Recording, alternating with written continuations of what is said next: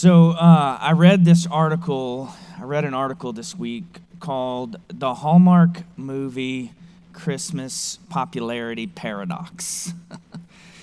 I dog on these movies quite a bit, and it's like low-hanging fruit, right? It's the easiest thing to dog on a little bit, right? But some of y'all agree when we talk about Hallmark Christmas movies. Some of us don't agree. Some of us like them. Some of us don't like them. But this article, here's the thing. This article it cracked me up because it talks about this popularity paradox is the way that they said it. And so here's what the article said, is that almost every Hallmark movie, with very few exceptions, can be boiled down to the same formulaic plot, right?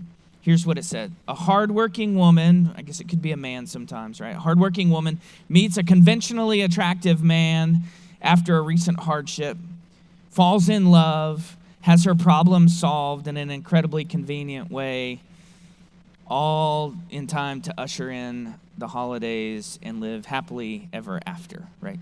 Usually, the climax of the movie, ends with a kiss, and usually it starts to snow, and sometimes Santa appears, right?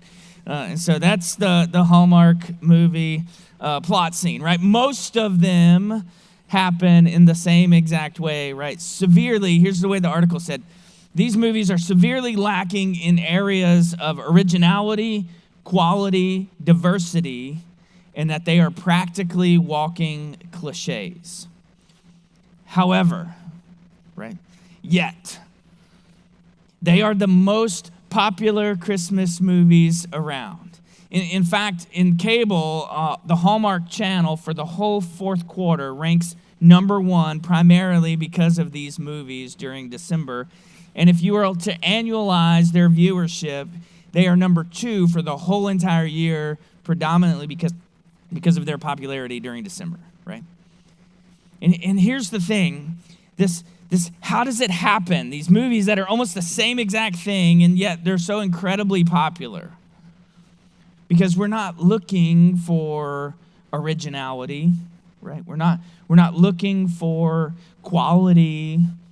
But in the season of weariness, right? In a season of chaos, in a season of extra parties and things for our kids and all the extra, people are preferring something that looks and feels good, something that is predictable, that we can watch and drink a cup of cocoa or coffee and maybe sometimes cry and go, oh, it just makes us feel good, right?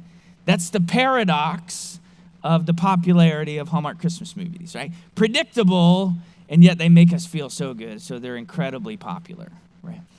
And it's a season of paradox. We've talked about that. We began to talk about this last week in this series, A Weary World Rejoices. We kicked this off. How can we rejoice when we're weary? How can opposite things be true? Something that's unoriginal and predictable can be yet incredibly popular, right? So we were introduced last week in Luke chapter 1 to Zacharias and Elizabeth.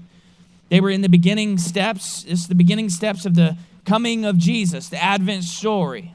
We see the angel Gabriel kind of came in, and after 400 years of silence, talks to Zacharias and tells him, your wife, who is barren, right, is going to bear a child, and he's going to be the forerunner of the Christ. And so our big idea, as I mentioned last week for the whole entire series, was Jesus came to take our weariness and give us joy.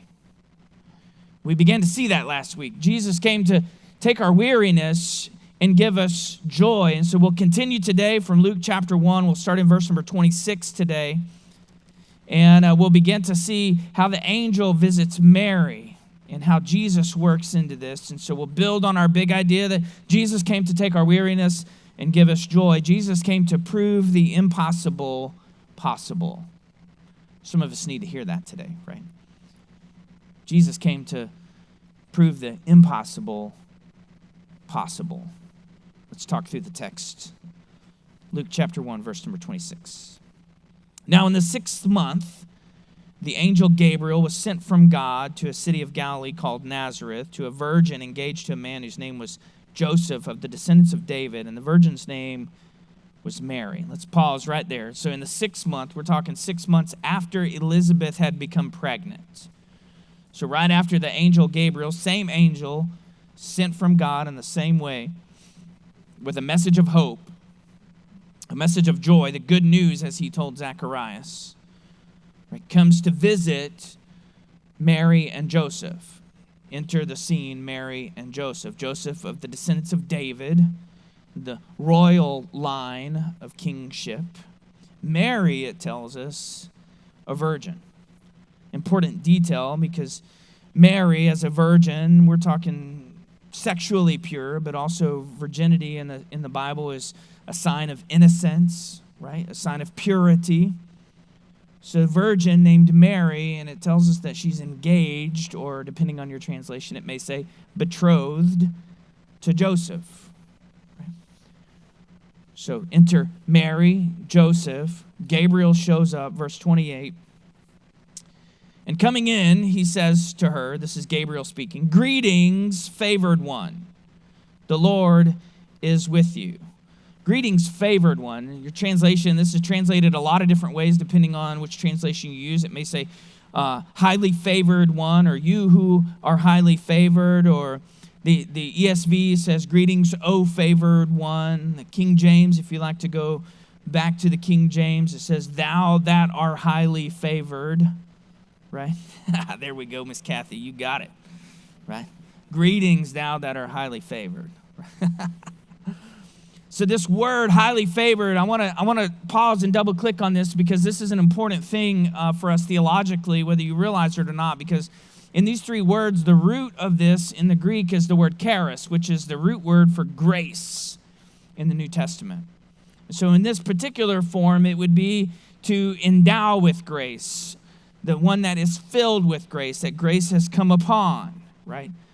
So from this particular verse, it's used several times throughout the scripture, but only in this exact form is it used here, Luke 1:28, and in Ephesians chapter 1, verse number 6, both of which are talking about God freely bestowing, filling grace upon his people. So from this particular verse comes the theological doctrine of the Immaculate Conception. Now, if you've ever heard of this particular doctrine, the Immaculate Conception, our faith tradition, the evangelical Orthodox and Orthodox evangelical tradition, doesn't really hold to the doctrine of Immaculate Conception. But if you're like me, when I was growing up, I would hear this, and I'm like, well, that makes sense, right? Jesus was immaculately conceived, but the doctrine of the Immaculate Conception actually believes that Mary herself was immaculately conceived. Not the belief that Jesus was, but that Mary was. That this term, this root word from charis, full of grace, would mean that Mary was without sin, right? Because they would say, for Jesus to be born without sin, then Mary had to be a sinless vessel.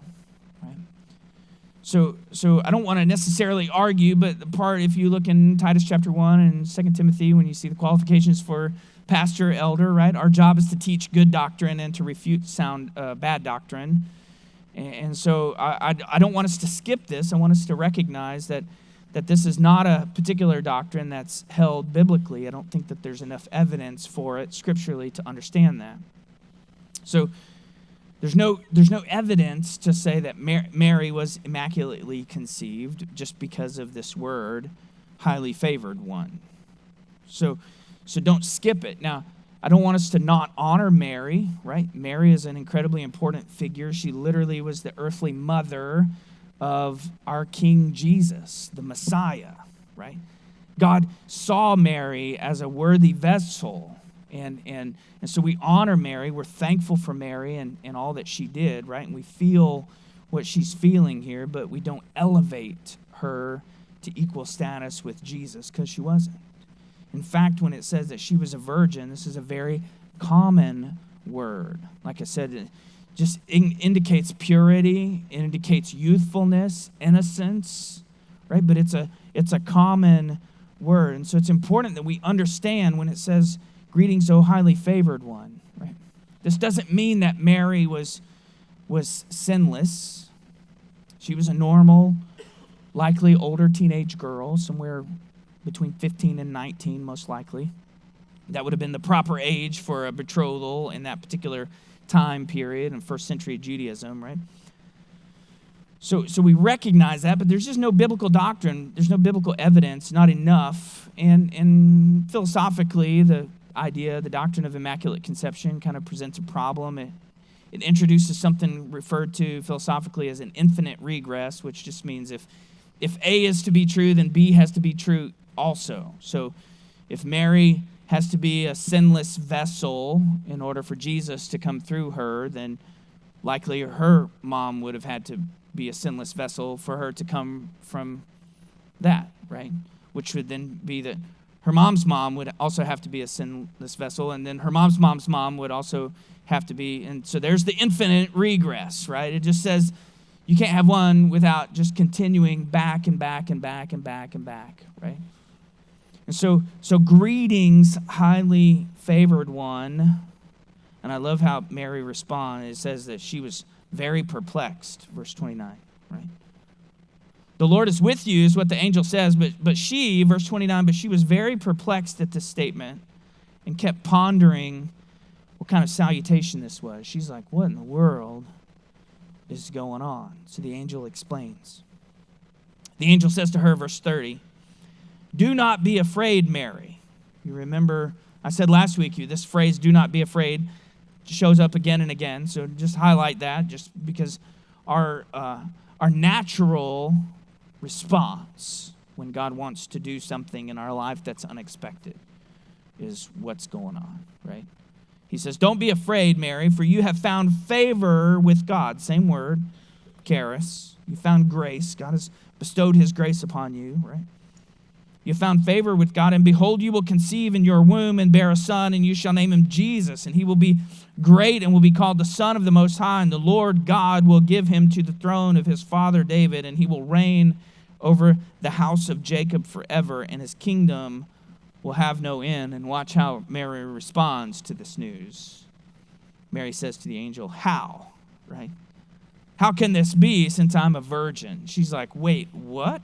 Like, what's happening? You think Zacharias was shocked to see the angel show up to him in the temple the previous week, 6 months prior to this? Mary's like, hold on.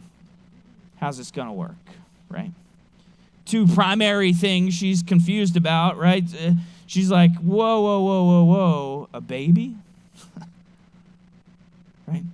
So Mary and Joseph, as we saw in verse 27, they're betrothed or engaged. And to us, this is in our modern context, kind of, we soften the understanding of what this meant. But it's way deeper than what we think when we hear the word engaged. So in first century Judaism, an engagement had two processes. The marriage had two steps. The first step was the engagement. Comes from a Hebrew word, urisin.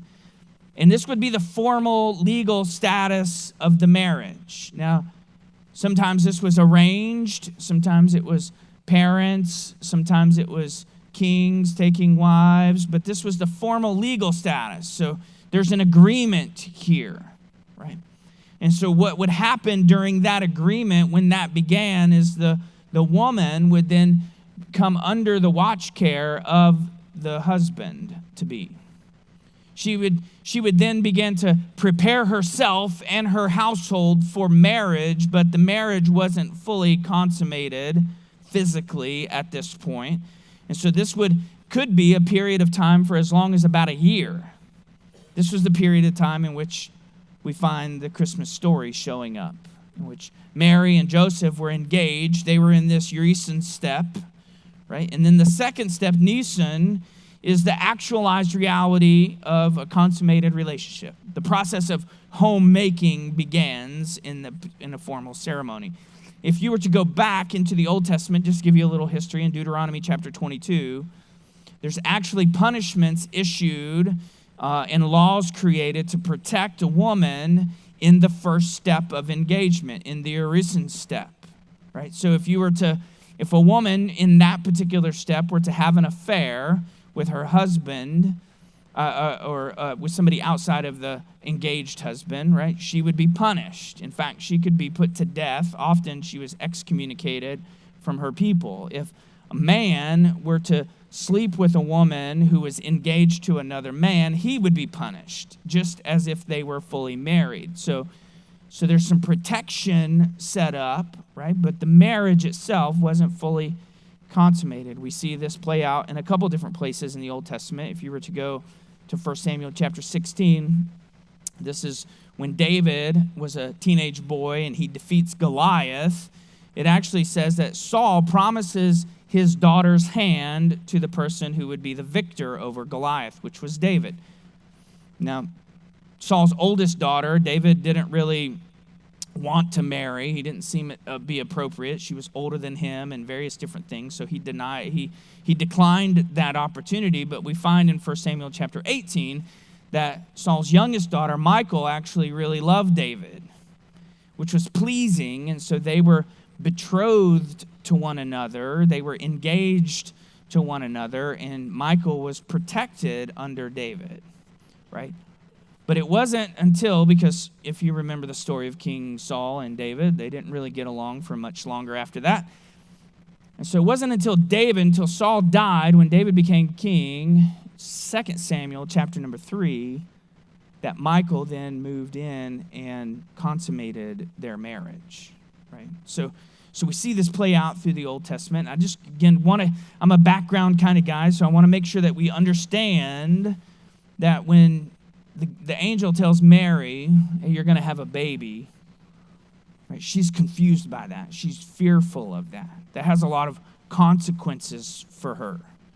Because for Mary to become pregnant while betrothed in this recent step would have been cause for serious punishment, right? This would have been scandalous at best, likely led to her excommunication at worst. In fact, we can see in the birth narrative that Matthew records in Matthew's Gospel, chapter number 1, it says that Joseph, when he learned of her pregnancy, wanted to send her away quietly, right? It says that he was a righteous man, but he still was a man of honor. So his initial reaction to Mary's pregnancy was to send her away. So Mary is worried about this, not just because there's a baby, but then it's because of what the baby is about to be, right? It says, Son of the Most High, right? Gabriel doesn't just tell Mary, you're going to have a baby. He says, you're going to have a baby, and the baby is going to be the Son of the Most High. Not just any son, the Son. Leading to Mary's confusion. How is this going to happen, right? I'm innocent. I'm young. I'm a virgin. The angel says, verse 35, the angel answered to her, the Holy Spirit will come upon you, and the power of the Most High will overshadow you, and for that reason, the Holy Child shall be called the Son of God. And behold, even your relative Elizabeth has also conceived a son in her old age, and she was called barren and is now in her 6th month. Here's the explanation. For nothing will be impossible with God. Nothing will be impossible with God. And see Mary's response. Verse 38. And Mary says, behold, bondslave of the Lord. Right? Servant of God Most High. She says, may it be done to me according to your word. And the angel departed from her. Humble, simple, holy response. Still confused, no doubt. Mary, I don't think, had a full understanding of exactly how this is going to work, how people were going to react, and what was going on. Still confused, no doubt, but filled with faith. Right? For nothing is impossible, it says, with God. And Mary says, may it be so. This paradox, if you will, right, of unanswered questions. How is this going to work? What did you just say was going to happen? How can Jesus, born, as we will see, without a home in a manger, be celebrated in every home? How can a poor, obscure child born in a manger, ruler of none, be God incarnate? The one with ultimate power, ultimate authority, ultimate wealth, ultimate knowledge and glory, and yet born to a teenage mother of no particular prominence, status, or standing. Jesus came to take our weariness and give us joy and to prove the impossible possible. You remember a while back when we were in our Acts series, early on, I said when it comes to the attributes of God, God is completely predictable, right? When it comes to God's love, we know that God is love, and so he's always going to respond in a loving way. We know that God is faithful, and he will always be faithful. He's predictable in his faithfulness. He's just, and he will dole out punishment as needed, as justly as he is. He's righteous, and we can bank ourselves on these things being true, right? God is completely predictable, but I also said when it comes to the methods of God, he's completely unpredictable. And I might just add, when it comes to the methods and the timing of God, right? Completely unpredictable. Why is this the case? Because here's the thing, we operate in humanly form, in our own sense of time and space, right? Time and space as we know it is how our world functions. God does not operate in the same realities of time and space, the same confines of time and space that we do. So think about it. In our story we saw last week with Zacharias and Elizabeth, right? They had long since given up hope of having a child. The scriptures go out of its way multiple times to tell us that they were old, right? She was barren. We talked about this quite a bit in our group, in our impact group this past week, right? How she had probably prayed for years and years and years and years that God's favor would come upon her and that she would be able to have a child. Right? Disgraced among men, it said that Elizabeth was, because she was barren. And then in her old age, likely long after those prayers had ceased, God says, now's the time. Right? Now's the time for me to do what nobody else can do. Right? God wasn't done. He was in it for the long game, and the timing that he had was perfect. And God used Elizabeth's pregnancy not just to bring about John, who was the forerunner of the Messiah, but also, as we see today, as a sign, as a confirmation to Mary that God can do the impossible.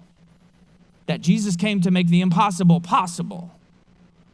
Gabriel says to Mary, even your relative, Elizabeth, the one who's barren, the one that everybody knows is way too old, right, that couldn't have a child, that physically was impossible, would you just believe, Mary, that Elizabeth is pregnant right now? Not just pregnant, but 6 months pregnant. As a sign to Mary that God can do, and Jesus came to prove the impossible possible. Mary, likely just in the beginning stages of thinking about a family, right? Betrothed to Joseph. We don't necessarily know how long that they had been in this stage, right? But her job during this stage would be to prepare her household, to begin to prepare herself to be wife to Joseph, right? To set up their household. So just in the beginning stages of even conceptualizing what it might be to be a mother, God shined his grace, his charis on her, chose her, normal, regular, humble, but as we see, obedient servant of the Lord Most High, to bear the Son of God. How can something so good be so terrifying? Have you ever had A moment where God has led you into something that you're 100% sure that God led you there, right? You know that God is in it. God has directed you there, and yet you're also 100% terrified every step of the way, right? Where you know God has led you and placed you and prepared you and equipped you, but you're also completely terrified because it's not a direction you thought was coming. I've had a number of moments like this in my life. I could talk for a long time about what this might look like, but we kind of find ourselves saying, how can it be just like Mary? Like, is that really what you're talking about? Right? Maybe it was a move. Maybe it was a spouse, right? An invitation or a job. We're like, God's leading us, and we're sure that it's Him. How's this going to work? Maybe it was giving something up, right? Giving something up that was a big part of who we are, who we were, but it was an unhealthy part of who we are. Right? An addiction, a relationship, a habit. God says, hey, clearly, like, we need to give this up. Right? It's hard. Right? Maybe it was something really, really good, but also still terrifying every step of the way. Maybe adoption or foster care, right? Mission work. Saying, I know God is leading me, but I'm so scared of what this is going to look like because I have no idea how can it be.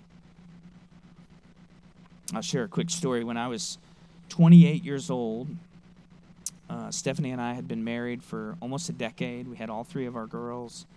And outside of when we graduated high school, I pretty much blew off college.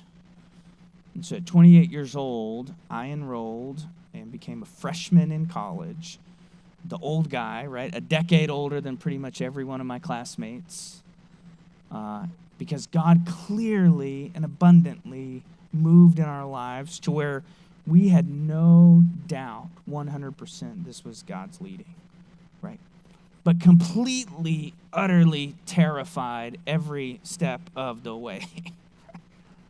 How can didn't really even take school seriously when I was in high school, right? How can I go back to college and pay attention and write papers that I remember meeting with the professor month one going, I've never written an academic paper ever, right? I have no idea what I'm doing.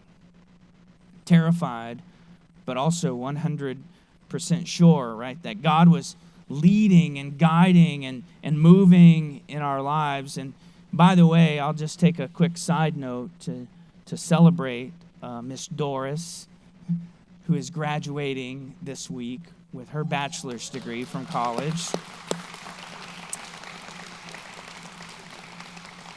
She might hate me now, but when God moves, right, even when it's scary, when God moves, we go. Right? How can something so good be so terrifying? For many of us, that step might have been coming to church for the very first time. Right? Something in us going, I feel like I should be here. You may even be here right now going, I don't even know why I'm here other than just to say I felt compelled to come. Right? And we're terrified about what that looks like to have a relationship, right, with Jesus. God calling you into a life, into a relationship of devotion and surrender to Him, and you know it's good, and I would say it is, right? But completely terrified because it looks so different than everything that you had hoped and dreamed. The question isn't really, how can it be? The question I have for you today is will you respond like Mary? May it be done according to your word, O God. Right? A humble response, a response of obedience, a response of surrender, recognizing the greatness of God and pledging devotion to Him above all else. That's really the point of this whole series, this whole Advent and Christmas series, A Weary World Rejoices. Not a Hallmark movie, right, but something so much better. A message of hope, and a message of love and of peace and of joy. It's really a message of life, right? That you would see Jesus and know that he came for you, to take your weariness and to give you joy, to prove the impossible possible. So will we respond like Mary, or will you continue to look on from the outside? We're going to conclude our service today in kind of the spirit of this idea of a paradox of how can the impossible be possible, right? Celebrating the opposites. I want to conclude our service today and lead us in taking communion, the Lord's Supper, and celebrating this. And the Lord's Supper doesn't represent anything in particular. It doesn't save us, right? But it's done in remembrance. We remember the dying, the sacrifice that Jesus made on our behalf. Now, it may seem odd to remember Jesus' death as we anticipate celebrating his birth. But here's the thing, there is certainly no death without Jesus' birth, but without Jesus' death, there is no life for us. Jesus was born to die in order to give life. In Jesus' death, we have life. In a weary world, can rejoice.